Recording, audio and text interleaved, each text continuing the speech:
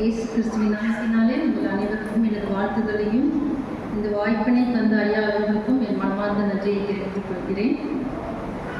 ஜெபம் செய்வோமாக. கல்வாரியின் கருணையிலே சாயங்களில் காணுதே கர்த்தர் இயேசு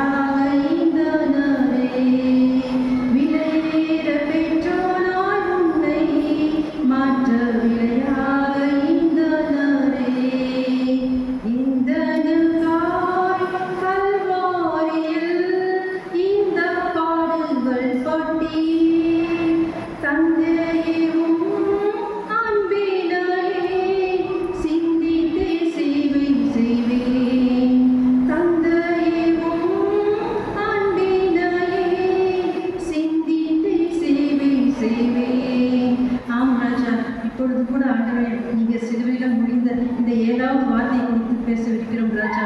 ஆண்டவரே இயேசுப்பா, என் வாயிலிருந்து வர வார்த்தைகளை நீங்கள் பேசுங்க ராஜா. பரிசுத்த ஆவியானவர் ஒவ்வொருவர் இருதயத்திலும் பேசும்படி நம்ம கெஞ்சி மன்றாடுகிறோம். ஆமென்.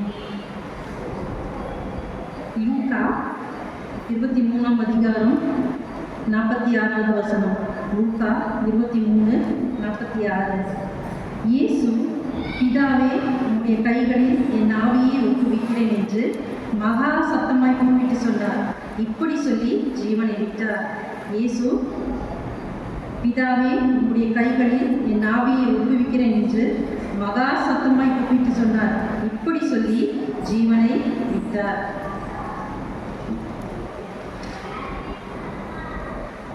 இயேசு இந்த வார்த்தையை குறித்து நாம் தியானிக்கலாம்.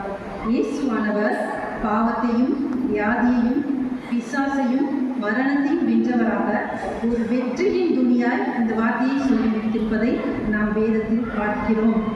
நாம் நார்மலாக ஒரு இடத்துக்கு போகும்போது, ஒருவர் மறிக்கிற தருவாயில் இருக்கும்போது நம்ம போய் அவங்க கிட்ட கேட்குறது என்னென்னா, அவங்க கடைசியில் ஏதாச்சும் பேசினாங்களா அப்படின்லாம் கேட்போம். ஆனால் அவங்க எனர்ஜியே இல்லாமல் சைலண்ட்டாக மறித்து போகிறத நம்ம பார்த்துருக்குறோம். ஆனால் நம்மளுடைய இயேசு சிலுவையில் எவ்வளோ பாடுகள் பட்டும், எவ்வளோ கஷ்டப்பட்டும், அப்படி முடியாத ஒரு சூழ்நிலையிலும் அவர் இந்த உலகத்தில் தன்னுடைய ஜீவனை அவர் மிகுந்த சத்தத்தோடு ஒப்படைக்கிறார். மிகுந்த சத்தமாக அவர் ஒப்படைப்பதை நாம் பார்க்கிறோம். மரணமானாலும் ஜீவனானாலும் அவருக்கு மட்டுமே அதிகாரம் உண்டு. அப்படின்னா ஒரு மனுஷனை உயிர்ப்பிக்கவும் மரணமடைய செய்யவும் அவருக்கு மட்டுமே அதிகாரம் உண்டு. 33 வருஷம் இந்த உலகத்தில் தேவனுடைய சித்தத்தை நிறைவேற்றினவராய், மரணத்தை ஜெயித்தவராய், பாதாளத்தை வென்றவராய், வியாதியை வென்றவராய் தனது ஆவியை ஒப்பு கொடுப்பதை நாம் இந்த வசனத்தில் பார்க்கிறோம். இயேசு முதலாவது வார்த்தையில் பிதாவே, இவர்களை மன்னியும் என்றும், கடைசி வார்த்தையிலும் பிதாவே என்று கூறியிருப்பதையும் நாம் பார்க்கிறோம். இது பிதாவின் முக்கியத்துவத்தை நாம் பார்க்கிறோம். முதலாவதாக இயேசுவானவர் இந்த உலகத்தில் வாழ்ந்தபோது பிதாவோடு மட்டும் ஐக்கியம் கொண்டவராக இருந்தார். Fellowship with him.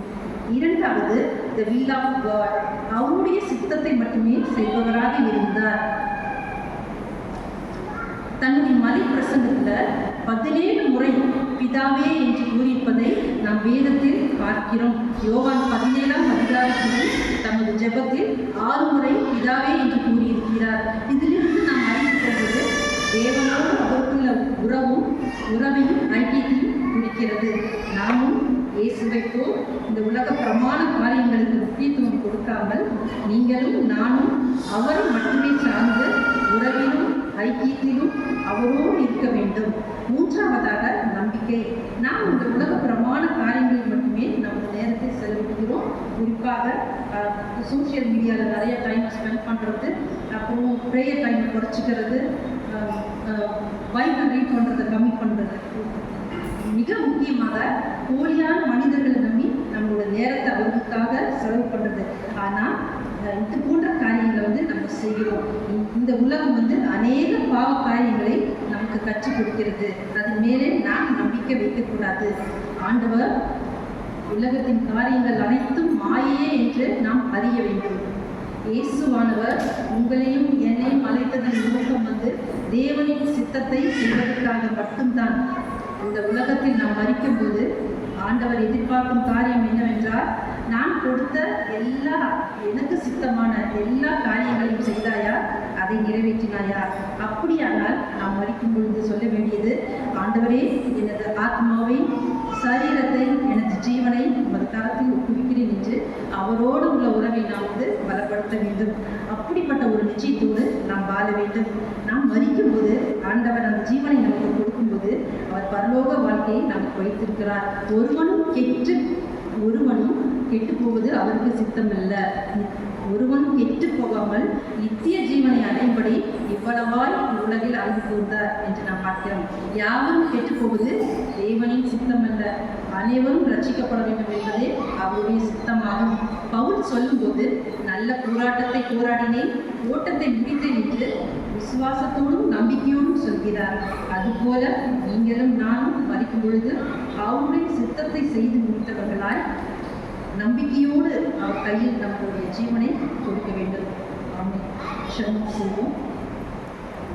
அன்புள்ள இயேசுப்பா, இந்த வார்த்தையின்படி எங்களை வழி நடத்துங்க ராஜா. இயேசுப்பா சாமி, நாங்கள் எங்கள் தனிப்பட்ட வாழ்க்கையிலும் குடும்ப வாழ்க்கையிலும் நாங்களே உங்களோடு உறவு கொள்ளவும், உங்களோடு ஐக்கியத்தில் இருக்கவும், ஆண்டவரே உங்களை நம்பி மட்டுமே நாங்கள் வாழவும், உங்களை மட்டுமே நம்பி எங்களோட வாழ்க்கை போராட்டத்தை முடிக்கவும் தீர்ப்பு செய்திருக்கிறார். இவையாவும் கர்த்தரும் மீண்டுமாய் இருக்கிற இயேசு கிறிஸ்துவின் மூலமாய் பெற்றுக்கொள்கிறோம் பரமபிதாவே.